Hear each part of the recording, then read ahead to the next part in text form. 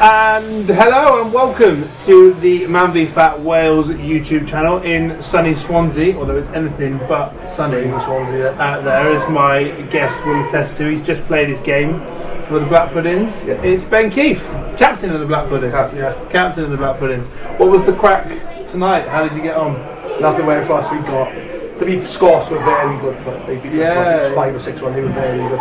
Nothing went for us, and sometimes you've got to hold your hands up and say well done to the opposition and well done Scots. They give us a bit of an hiding tonight. Sure.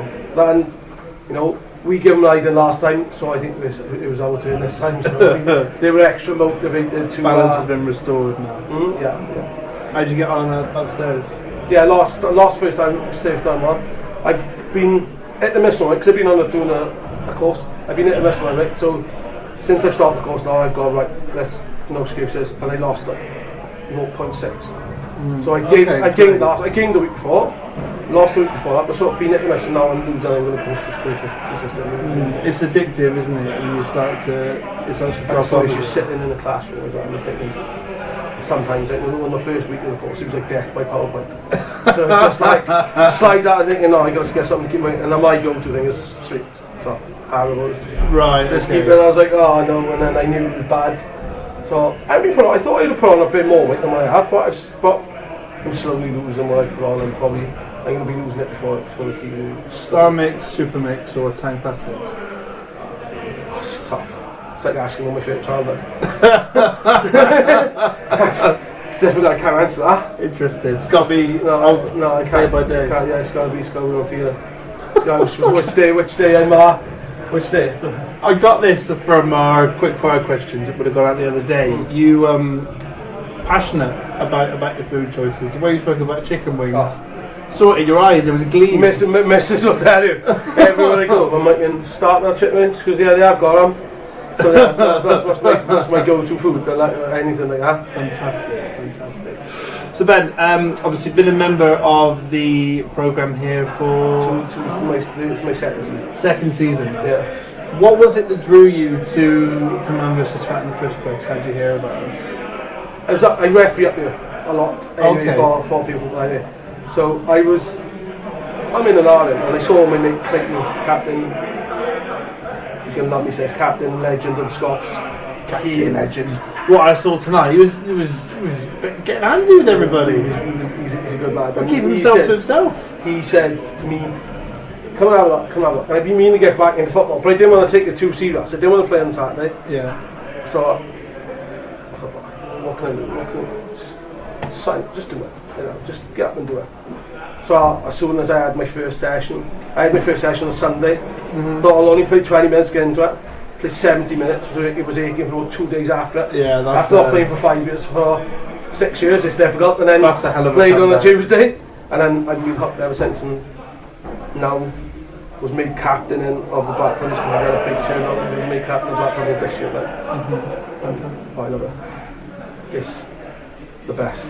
It's like made loads of new friends. It's, we do these videos to try and capture what's great about MANvFAT, and what I particularly love making them is everyone's got something different. It's helped me mentally as well. It's just helped me with confidence as well. And I have got a bit more left on time because I'm 33. I think, can I still do it? Can I have a little? And it's a perception of people because you're weight and what have you. I'm just the same as everyone else. I want to prove to a few people, listen, I can still play, I can still do it. I've lost needed stone come up here, and amazing. I love it up here. And it's like the lads are fantastic, the coaches are fantastic. I know it's cliche because the coaches are brilliant because they help you in any bit of advice. They only message away. They've been a big help and saying, and just little pointers saying, how about you try this? Try and do it this way. Sure. And they've been a big help. And obviously, I got to give a big shout out to my boys as well, my teammates, who are always there and always pushing each other. And where we have a bad game tonight, we're always supportive. It's very much like coming into a ready-made group of mates, isn't it? It's like it's cliche again. It's just family, and people say, it's not. How can you say it's family? Because it's like a big group of lads who just love a kick about, love to eat, but I also want to lose it as well, though. And that's what I found. I found it's like we're all here for the same reason. Lose weight and have a kick about with your mates, and that's what I see. I see it as like the band of brothers who have a kick about with. So you came here. Was there a goal in mind when you first signed up to where you'd like to get to? I was 20s. I think I wanted to get under 20 stone, keep under 20 stone. That was my goal because I lost previously. I'd lost four stones. Here it was 25 stone about like 3-4 years ago, and I wanted to get under 20. I put a stone on, and I wanted to get under 20 stone. So I've been consistent keeping under 20 stone. That was my goal, to keep it under that, and I've been thankfully. Even when I throw weight, I still haven't put that much on to go over it. So that was my goal, to keep under 20 stone and be healthy, mate, because I got asthma as well. Like, I got to suffer bad with that. You suffer with that? Yeah, it's not so bad. Now I've lost weight, it's much better. Yeah. Like tonight, no, I usually be blowing to get my asthma pumped. No, I don't use it much, and I use it before I go to the game just in case. But yeah, it's helped me massively with my asthma. Fantastic. And is there somewhere? Is the goal still just to remain under 20, or is I want to get to 19, under 19. That's my. And maybe whereas not this season, next season I'm going to aim to lose 10% by the end of next season. That's my goal. I only need 5% yet, but I'm on the peripheral, like 4.5 or something like that. But it's not that big. I mean, close. Just I want to get that before the end of the season. If not, I'm going to definitely hit my 10% next season. I love 5 and 10%. Obviously, we all do at MANvFAT. But what I love so much is when someone can sit there like you have just then and said, "Oh, I don't use my inhalers as much anymore." Yeah. Like the real world problems that that's what people seem like this. And because asthma is a horrible thing, until you have it's hard because it affects so many people, and people don't realise, Like thankfully, I know I haven't had many attacks. Thank you, touch wood. I haven't had many attacks. But when I do, it's not nice. You can't see. But since I've done this and I've signed up for this, I don't use it nowhere near as much. I was diagnosed with asthma, but I've never had an asthma attack. Yeah. And in my adult life, I've hardly ever used inhalers. Yeah. But on the back end of COVID, I was waking up coughing like hideously, and I took an out-of-date blue inhaler, and it sort of cleared it. I thought, right, that tasted disgusting. Yeah. Need to go and keep those up to date. And the woman I spoke to was so passionate about like treating asthma properly and how to shed all the stats, and it's really quite a problem. It is. I was diagnosed late on. I was diagnosed. I just thought, and I wasn't unfit. So when I was diagnosed later, I was diagnosed in my 20s, but I wasn't unfit though. Like I know I was fit well because I'd run 2 half marathons in a year, so I knew I was fit. And I was wondering, why am I still? Don't get me wrong, you're blowing, but I was just blowing, coughing, as you said. It was a horrible weeping cough, and my dad went to my doctors and he said, "I don't know why I'm treating you, but you should have been diagnosed with this a long time before." Yeah, when he was 16. Scary. It is scary, just in case there's no one. So what anything happen? But it's in hand now, right? Yeah, of course it is. Yeah, all good. It's got to get. Fantastic. Yeah, it's you don't use your inhalers as much. No, I know it's in the back. It's in the back. I'm using no finishing type. I couldn't say where mine are. I probably should be able to say where they are. So those we've talked there about the physical health benefits, right, that you've had. Loads of the boys I speak to, we had a great conversation with Matt Evans when I came last time, and you and I before we turned the cameras on. The benefits to your mental health at MANvFAT are just as, if not in some cases, far more prevalent than the physical health benefits, particularly at the beginning, I think. Can you tell us about your experiences with... I'll be open and honest, and honestly, I'll be like... I've tried to take my own life twice, maybe 3 times, and that's the lowest I've been. And the first time I tried to, I'd had a rubbish day. Everything went against me, and I was going down. I'm not sure if you know Rosilli Mountain. It's like a big sort of cliff mountain top, and I'd had an awful day, and everything was going against me. And I just went up, and that was my go-to place where I can just relax because my phone was no signal. And that day I had my moped, my bike, and I was going to drive off them. I had my bike ready to go on, and I was going to drive off it, and I skidded, and I scared myself. And the woman, I don't know who she was, I sat down, I went and sat down, then sold them, and she had a big one of these white Bichon Frise dogs, and she sat me down. I didn't know what she just said. Listen, I don't know what you were planning. And she just said to me, just think of your family. And I remember looking, and first thing I saw was my nephew and my niece, because they hadn't long been born. And said, like, I don't want them growing up without an uncle, like. And that was scary, like. And I thought, I need something to burn it up. And I kept it hidden. I also was up, I kept my mental health hidden from my parents forever, because I just thought I was a burden.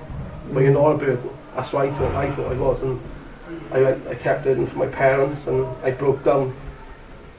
And I broke down. I was watching Swansea City play, and I'd argued with my mother that day, and I got a wonderful relationship with my mother. Then I'd argued with her, so things were said, and went to the game, left at half time, and I got back to my mum's, and I broke down, and she said something's not right, and she wouldn't let me leave, and I told her everything then. I told her what had happened and what I'd been feeling like, and the doctor then said I got to go to the doctor, and they told me I suffered from clinical depression and severe anxiety disorder. And what age was this that you I can't remember, but 25, maybe 24, 20, maybe 25, maybe a little younger, I'm not sure. Okay. But like 7 years ago, that was scary, because like I said, I was adamant that day. I was a goner. I was prepared. I'd even had a text message on my phone prepared. That's why obviously, we know about the first time I tried to take my life, and the second time my nan had passed away, my grand passed away, and she was like my whole life. She was down there every weekend. She was like my second mother, and I was out. I did have admittedly had a bit to drink, but knew what I was doing. No excuses. I knew exactly what I was doing, and I'd gone to the local park called Parkway, which is just up down the road, and I had went to the tree, done 2-3 pull-ups, so I know I would handle my weight, and then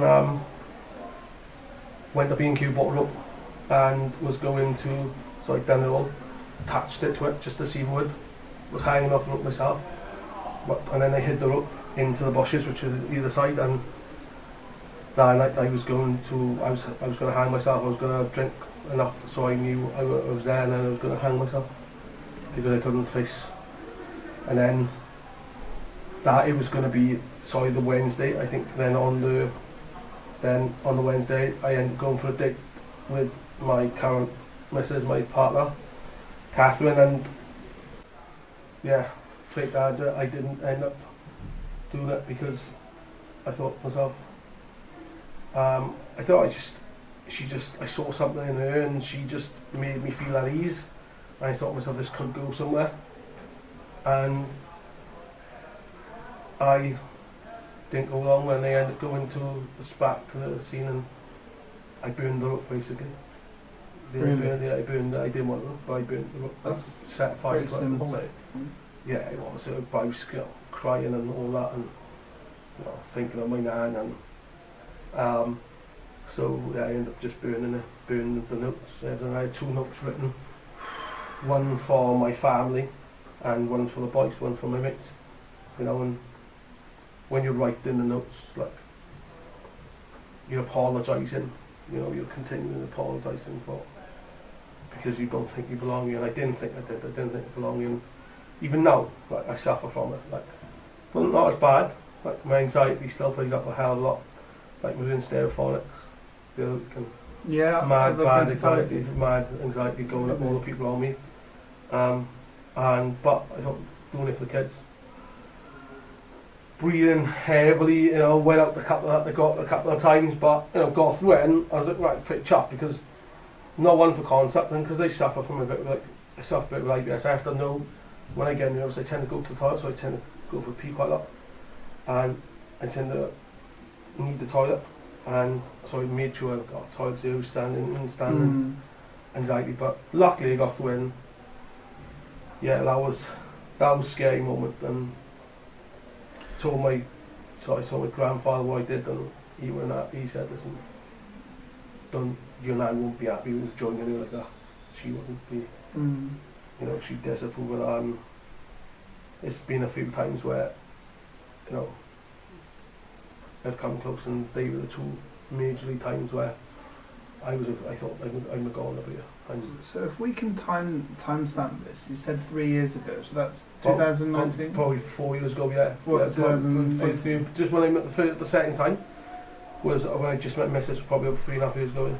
I often, because I suffer with my own mental health. I've never been diagnosed with anything. I don't think it's that I've never been to the doctor to have a diagnosis, but I can tell that I get anxious sometimes, and I feel quite sad. And there was a period of my life where it felt particularly bad, and I watched a load of I don't want to say like how-to videos, but just some like wellness bits and pieces on YouTube. And I heard depression likened to a black dog that follows you around. Have you seen that video? No. It was quite good to show to people who haven't suffered with that sort of mental state. And sometimes the dog can be really big and quite menacing, or sometimes he can be at a real good distance and quite small, but he's always there. And sometimes he comes a bit closer to you. Would you say you'd liken your experience with depression to that, or is it something a bit more powerful? It's a bit more powerful because, like with my one was, I could wake up and I could be the happiest guy in the world, and then next day someone looks at me the wrong way and think, why is he looking at me? I want to punch their heads in, and I didn't even know why I want to do it. He's only looking at me even though I'm on I get angry over stupid little things. Sure. And I'm like, what am I getting angry for? Like, he's only just looked at me. Ben, calm yourself down.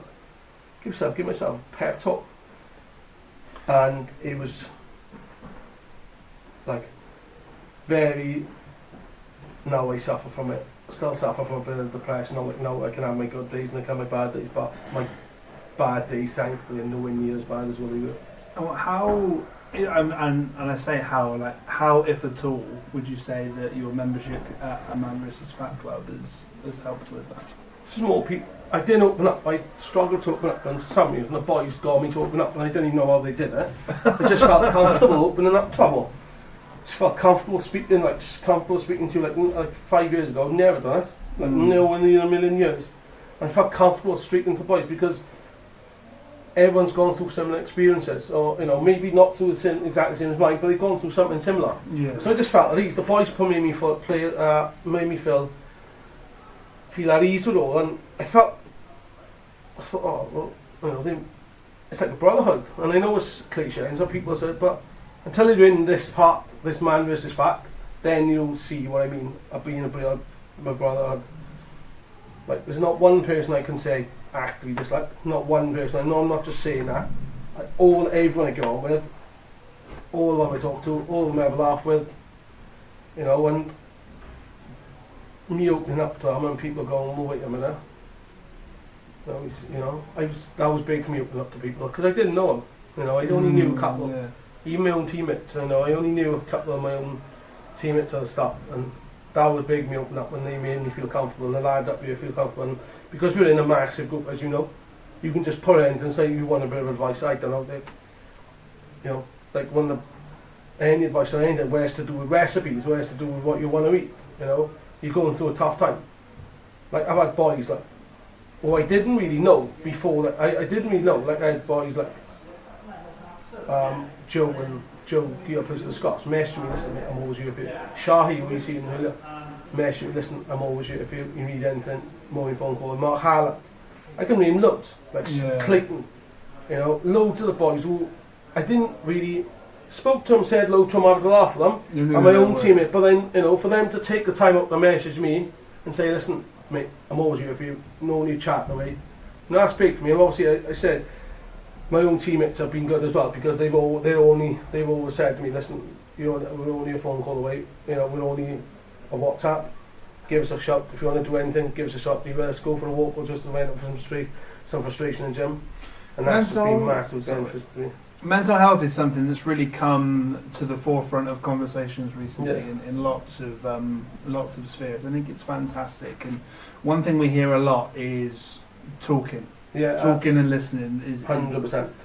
And I don't necessarily think we talk enough about how you can talk and listen and how that's going to help you. But are you an advocate for Just talking. You could be just talking to anyone. Even if it's online, and you're talking to someone. Like, I was interested. I followed a celebrity boxer, that's Tyson Fury, and I followed his career throughout, even when he was first started off, and no one knew anything about him. And when he was going through, I was going through something similar like that. I've gone through what he's gone through. I wanted to do what he's going through, and I think when you see someone else, inspiration, massive, and people say, you know, and it's what he's done. You know what I mean? What he's gone through. You know, I remember listening and reading a book, and I remember listening to him on a video, and he was going to drive his car. He was in his Lamborghini or Ferrari. He was going to drive his car 150 miles per hour off a bridge. He was going to drive it up, and he said he was in his head, and then something flashed, and he said, I don't know what it was. Something flashed, and I think it was his wife, and I stopped him, and then he said, "No, I got to do something. I got to get this back on track." But then, like, it's easy for you. So you've got, you know, so until you've been through mental health, I don't think people can realise. You know, they think you can just talk about it. You can't, because you feel like there wasn't as much help years ago, but now I feel like they're getting better, the help is, and just talk to anyone, whether you want to talk to a family member, or talk to your parents, or if you haven't got family members, open up to one of your friends. Because I opened up to my mother when she got up me. She was the first person I opened up. Well, the first person I ever opened up to was my gran. She knew there was something wrong. Yeah. She knew there was something wrong way before, and she always said to me, "I'm always you," you know. And I thought, oh, she was always there. And I say, just talk to people. Don't hold down. You know, I'm saying I'm on this video now. I'm putting out now. If anyone wants to come and talk to me, give me an inbox. Let me know. Give me an inbox. Add me on Facebook, Twitter, whatever you want. Give me an inbox, I'll talk. You know what I mean? I'll talk and listen. And even if you want just 2 minutes where you can ring me, I'll listen. You know, some people, I think they just want to be listened to.